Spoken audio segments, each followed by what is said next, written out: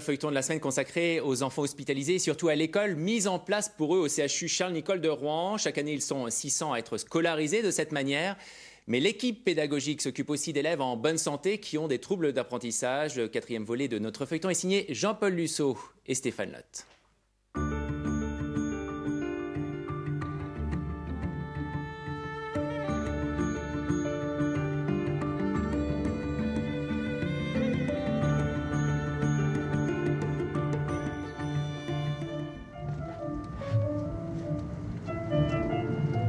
Plus souvent dans sa voiture qu'au bureau, Annie.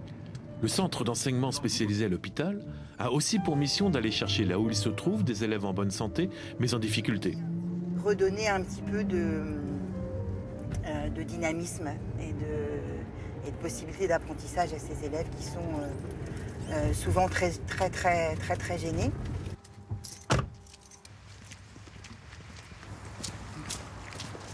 Aujourd'hui, elle rencontre Clémence, qui souffre de dyspraxie, un trouble de la coordination de ses mouvements. C'est une gêne que les autres n'imaginent pas, mais qui est très handicapante pour elle.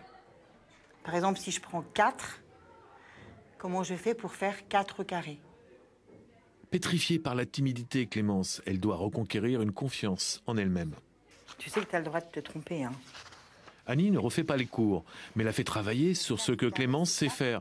C'est la pédagogie par le succès. On le garde, celui-là.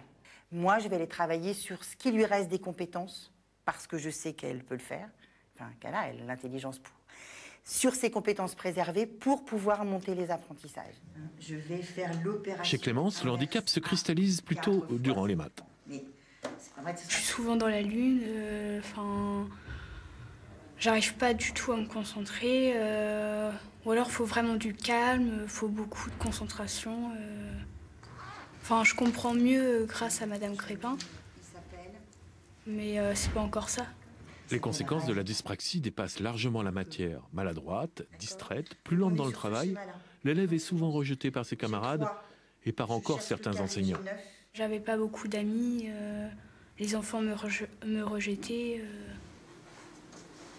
Maintenant, est-ce que des choses ont changé? Oui, à classe, les camarades me parlent plus, c'est déjà mieux. Comment tu te sens maintenant par rapport à ça? Plus libre, j'en parle plus.